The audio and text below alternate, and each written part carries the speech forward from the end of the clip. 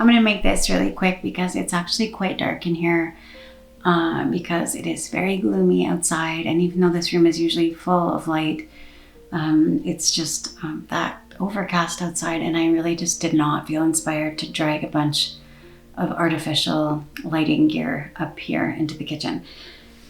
I guess, well, that kind of goes on theme with the mood around here these days.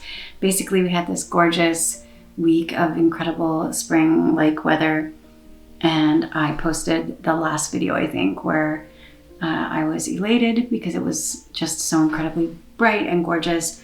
And as I told you in that video, I knew it would be followed by some crappy second winter weather, and it was very quickly followed by a snowstorm, and now it is just like a skating rink outside, and it's gray and it's wet, and I'm watching icicles growing on the clothesline, and it's a drag. And we know this is going to happen every year, a few times, not even just once. It happens. It's a roller coaster ride that we go through, and I am feeling it. And if you are living in similar circumstances, I feel for you.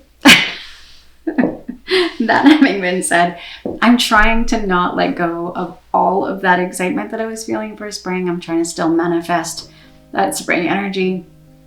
I had cleaned out my entire greenhouse downstairs and got it ready for seedlings, which I actually did start.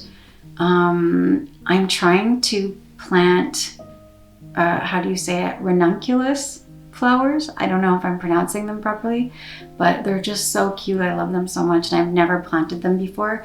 So I got some little, I think they're called corms, like the little root guys. It's like a bulb, but they're legs.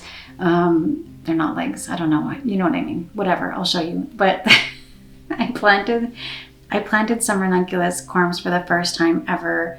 And first I soaked them for a few hours in water, and then I put them in some earth, and they are in my greenhouse now, and they're actually, it's not even been a week, and they're starting already to show signs of life, which I am so excited about, and I really, really, really hope they survive. I'm pretty happy because despite feeling like this heaviness that winter is just not going away, it's the first year that I pulled out my gardening books and my seeds and stuff and had a look to see what I can start planting now. I'm always late, like every single year I'm late to this game, and it's the first year that I'm almost kind of on time. Technically there's stuff that I already could have been planting, but I should be okay. I'm planting tomato seedlings, and what else did I plant? Zucchini, eggplant, broccoli, and edamame, which I don't know that the edamame needed to be planted right now, but I planted it. And so we'll see how that goes. I do, again, this year have these annoying little black flies in the greenhouse, and I don't remember what they're called except for just super annoying. They're not fungus gnats. What are they? I can't remember. Anyways, they're just so irritating. And last year with my adult plants, I dried them out as much as possible. Not the flies, the plants. I just stopped watering them for as long as I could without, killing them. And then I covered the earth with sand, which was my daughter's suggestion. And then I put those little sticky traps everywhere, and I sprayed the plants like crazy. And that helped for quite a while. But for seedlings, they're so tiny and delicate. Like, I'm not going to dump sand on top of them and spray them aggressively and stuff. So if anyone has any suggestions of how to deter these little jerks, please, all suggestions are welcome. Please, please, please. And in the meantime, right now I have these weird sweet potatoes on the table because I went to the library the other day with my girlfriend, and I borrowed this book, No Waste Kitchen Gardening, because I was just curious about, I see those videos all the time where people are rebirthing celery or green onions or whatever. So I was just curious to see what was in the book. And what I'm trying is, I had these 2 sweet potatoes in the fridge that looked kind of yucky. Like, they're still firm. Technically I could still eat them, but they just don't look appetizing at all. They are not inspiring. They've been in there for a long time. I didn't want to throw them out, and I just couldn't bring myself to eat them. Poor things. I'm sorry. But I saw in this book that you could put them in water and they would grow into plants. I grew potatoes last year, so any of you who've been following me for a while probably saw that.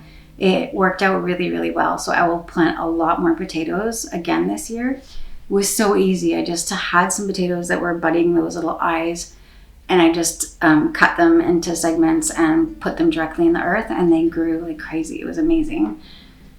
Sweet potatoes I tried years ago, but not this method. So I'm trying this. We'll see what happens. The book says that I have to put the root end down in the water and the plant end up. And I did not grow these, but even if I had, I would have never remembered which end of the sweet potato was the root end and which end was the plant end. So I'm winging it and hoping that this works out. We'll see what happens. I'm just trying. These are the straws I'm grasping at here, people, to try and keep spring, feeling like a viable potential reality. One of the other things that I did to comfort myself in the last week was make some comfort food. And for the very first time, I made Marry Me butter beans. And oh my gosh, I will make them a million more times in my life because they were so delicious and definitely comforting. If you have not made them, watch this video. It is, well, you're already watching. Keep watching. It's crazy how easy it is, and they're just so, so delicious. All you need for this recipe is vegetable broth, garlic, chili flakes, oregano, plant-based butter, sun-dried tomatoes, smoked paprika, butter beans, some plant-based milk, some plant-based Parmesan, some fresh basil, and spinach.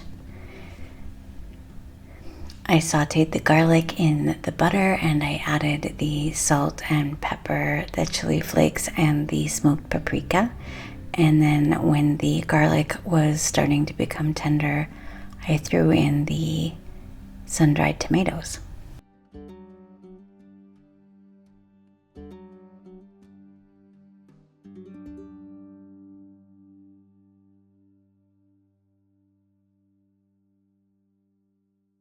Then I added the vegetable broth and the butter beans, and I let that simmer probably for about 10 or 15 minutes on a really soft simmer, just so that the butter beans heat up and kind of soak up the flavor and stuff. You don't want them to be overcooked and mushy.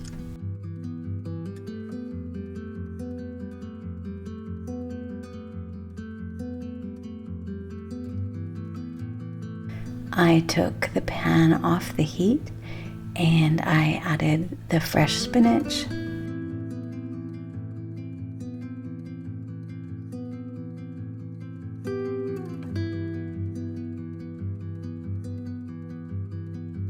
And I just stirred that in until the spinach was nice and wilting. And then I added the plant-based milk, which was at room temperature, so I didn't cool down the dish too much. And I stirred that up. And then the next thing that I did was to add the plant-based Parmesan. And that's when the sauce really starts to thicken up.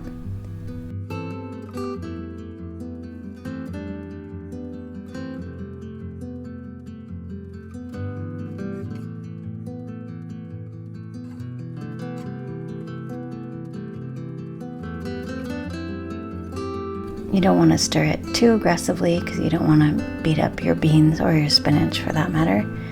And then at the end I added the fresh basil and some salt and pepper to taste. You can eat this by itself. You can eat it with a crusty bread. I imagine you could probably eat this with rice if you wanted to. I made some whole grain pasta and we ate it with that, and it was so good. It was just so good. And you saw how easy that was to make, but it tastes so decadent and rich and amazing. I highly recommend you give this a try.